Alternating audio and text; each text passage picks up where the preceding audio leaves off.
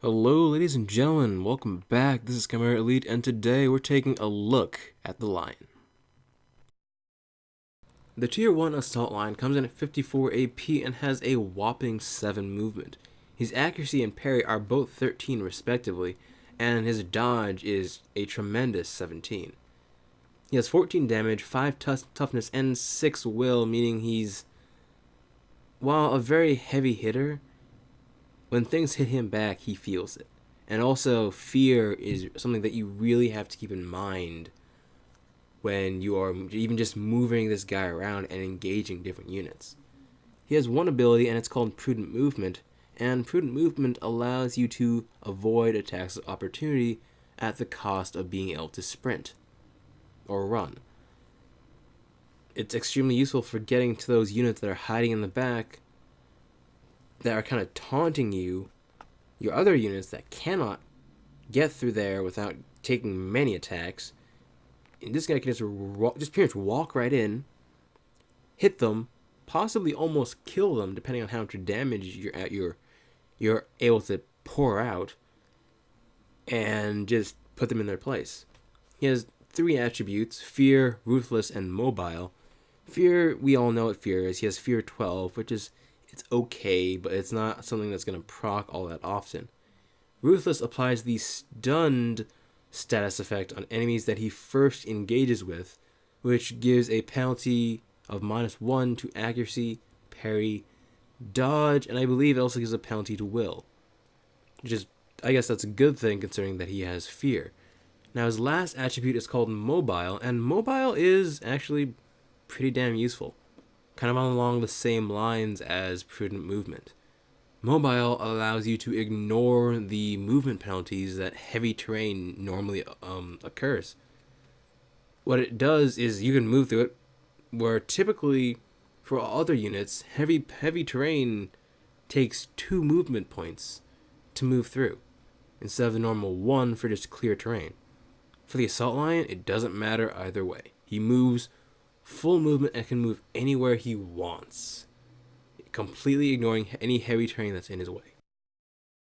The Tier 2 Tracking Lion comes in at 58 AP, and rather than the Tier 1's focus on maneuverability, the Tier 2 focuses far more on survivability, and like the Tier 1 Swordsman, on reliability. He has very high accuracy and parry and dodge, meaning that things are going to have a very hard time hitting him, while he's going to have a very easy time hitting back. However, his damage is somewhat lacking at 12, meaning that if you really want to hurt something, you're going to have to commit an offensive stance, which pretty much turns him into simply a meat bag that someone's waiting to hit. He has 2 attributes and 1 ability, and he has 2 that kind of contribute to his ability to survive: Immunity Fear and Sneak Attack. What Sneak Attack does is you get a -3 penalty to damage, but at the same time, the enemy doesn't riposte. They don't attack you back when you attack them. Which, I guess, against some units in some situations, like an Undying Melmoth, I don't even know how that would even happen. But if for whatever reason you need all the health you can get, let's say the Tracking Line is your only decently damaging unit left, and somehow you've gotten yourself into a situation where you need to deal damage without getting touched back, Sneak Attack would work. But you're sacrificing 3 damage, and again, the only way to deal more damage would be to pop either Fire at Will if you're running a Cillian, or an offensive stance, and both of those are possibly better used on other units. Immunity Fear does exactly what it sounds. You're immune to fear, and speaking of fear, he has a fear stat of 14, which makes him decent in dealing with some other units, making it even easier for him to hit them, which kind of goes back to the whole idea of him being reliable. But even then, I wouldn't personally buy the Tracking Line. That's 58 AP that I personally think could be spent on something more useful, like a Valkyrie, or rather, yeah, pretty much a Valkyrie. A Valkyrie, a swordsman, a magician, really any other unit that fits your fancy. The tracking lion doesn't have the same punch as the tier 1, and it's just kind of one of those units that doesn't really have a place, even especially among a group of units, the assault units, that don't even have that set of a place in at least my armies. It's hard to find a place when you're not giving me anything that I want. The tier 3 Savage line comes in at 63 AP and 6 movement and is purely focused on DPS. Accuracy is 13, parries 10, dodges 15. Everything's lower on the chance to hit and protection than compared to the tier 1 and the tier 2. But your damage is buffed to 16. You have the same toughness of 5 and your will is 8. Now you have 1 ability and 4 attributes. You have Fear 14, Implacable 1, which gives you another pursuit movement if you actually manage to kill something. Savage, which means you cannot order this unit directly. And Ruthless, which, as you've seen earlier, allows you to give the status ailment to enemies that you first engage. Stunned, which gives them -1 on accuracy, parry, dodge, and I think will also. Now, his ability is kind of redundant, and I've said this many other times. Units that have War Fury don't really need Savage because War Fury already gives Savage when it's popped. That's besides the point. War Fury is essentially a free offensive order. It's a free offensive stance for this unit alone, meaning that this unit can be your main damage dealer of your army if you use it right. Because remember, you have 5 toughness. That's barely anything. And if something gets a good beat on you, you can die very, very quickly. But used right, you've got a unit that has its own personal offensive stance and a huge amount of damage potential. And because it has that its own offensive stance, it gives you other opportunities to use that offensive stance where you need it. Out of all of them, I personally like the tiers 1 and 3 the most. The tier 2 doesn't really have a place. The tier 1 is fantastic for getting into those tight spots and harassing the units that are way in the back. The tier 3, on the other hand, is just, there's a unit that's a little bit out of place, offensive stance, slap, slap, either dead or almost dead, and a swordsman can finish it off. The tier 2 doesn't really have a place, and I really hope that the devs come up with something that this tier 2 and many other units that don't really have a place, and the devs come up with something that they can do, a position to fill. Either that or they're going to have to revamp these units to make them actually useful. Now, while I was talking about the lion, if you guys noticed, I was getting my ass handed to me for 2 reasons. 1, it's a terrible matchup, and 2, because I'm up against Astralwyrm. Now, if you guys notice or pay attention to either the leaderboards on, like, in the game itself, like in the game console, or the Facebook group, you'll know that Astralwyrm actually won the monthly competition. I think like either a month or 2 months ago, and he's been actually really active in the comments, and we kind of chat a little bit, and we actually finally managed to sync up when we're online, and holy shit, I still have a ways to go before I can actually deal with him. I think I'd put up a pretty good fight, but it doesn't really help when I am Wolfen up against Melmoth. Mainly for one reason. The Wolfen are pretty much, at least in my army, pure melee. Even with Guardians of Equilibrium, I don't pour out that much range damage, and Melmoth can easily deal with that. Also, I actually mentioned this to him a while ago, or even during the match. I went up against someone who was using Melmoth, and I noticed something. What Astralwyrm did is he added DPS to his army. He took out all the necromancers and whatnot.